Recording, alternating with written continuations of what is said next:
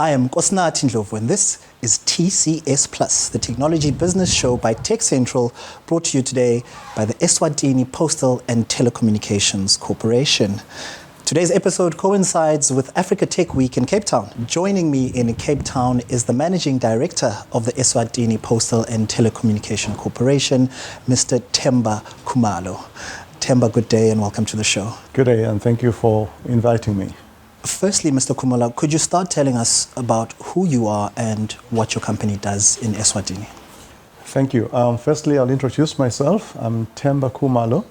I'm the Managing Director of the Eswatini Post and Telecoms Corporation in Eswatini. The company EPTC is a leading national infrastructure provider for fixed line connectivity with a lot of solutions starting from for broadband solutions and voice services in the country.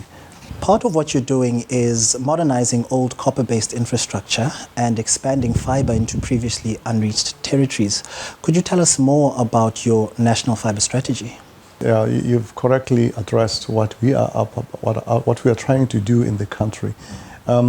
Yes, copper is one aspect, but I think what's critically important is evolving the market from low-speed connectivity to broadband connectivity. And that's exactly why we've chosen to go with the fiber strategy for the country, to basically connect not only the cities and the corporates, and also the households in the country nationwide. To anyone looking from the outside, it may seem that Eswatini is late to the party in fiber rollout. But you believe that there are advantages to this. Could you speak more to that? I think if you look at the context of Eswatini, a lot of focus and emphasis have been on the mobile sector. We've seen phenomenal growth in the mobile sector, where most of the broadband connectivity has come through that angle. But if you look at the future, the best connectivity that will give the right quality and the right experience for the users is on the fixed side of the infrastructure. Coming late, indeed, but it's not only late. I think we have an advantage of learning from all the mistakes of those early uptakers. And now we're actually going to be able to bring best practice into the whole equation and land up with the best infrastructure in the Kingdom of Eswatini. And what else would you say are the key highlights of this project? Firstly, Eswatini is a landlocked country sandwiched between South Africa and Mozambique. And one of the unique characteristics of our country is its size. It's entirely within 17,000 square kilometers from border to border of the country. So that is unique in a large extent, as we have a smaller population, smaller territory.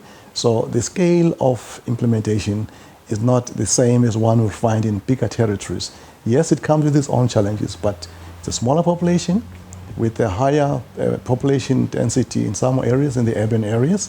As you move out of the urban areas to what we call our rural areas, which are also not as diverse as what you'll find in other bigger countries, because these are fairly close to the urban areas, these so-called rural areas. So there's a lot of more structured developments, whether it's residential or corporate in a sense. But so basically, that gives us a unique advantage of being able to provide connectivity a lot more easily as compared to larger markets. And given that, when will the full fiber strategy be rolled out? Well, given all things in place, and also looking at our population that we have, and also the addressable market of 250,000 homesteads in the country, if all the funding is in place, this is doable in a one-year cycle.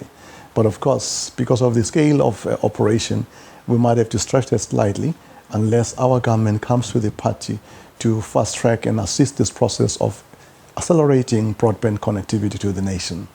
But rolling out fiber infrastructure is an expensive exercise. What kind of benefits will this have for the people of Eswatini? I think if you look at the scenario of Eswatini, we have one of the highest literacy rates as a population. And indeed, being a small economy, we have some challenges of providing high employment opportunities for the population. So by bringing this kind of advanced broadband connectivity to the nation, we're enabling the citizens, not only just the corporate sector or the economic, the industrial sector, we're enabling the citizens of being able, through this high-end connectivity, to exploit global opportunities. And I think with our high literacy rates and capabilities of our people, they can be able to provide and work from their remote locations, work from home, not just for Eswatini, but for the global market. Government has actually set up an ICT strategy, which governs a lot of the transformation that we are looking for in the digital sector of the country. And the fortunate part that we have is that our strategy dovetails very neatly to what government has set as a strategy. So I believe with that kind of synergies between government and ourselves, there'll be a lot smoother transition on the ground for us to deliver to the expectation of the country. One government is driving as an essential component is what they call a government in the hand. Government is saying our population must receive government services wherever they are in the country. There's no need for them to travel from the village, from the rural area into the city to attain government services. Get your passport from home, get a passport from the village shop or from the post office. That is Themba Khumalo of the Eswatini Postal and Telecommunications Corporation for TCS+.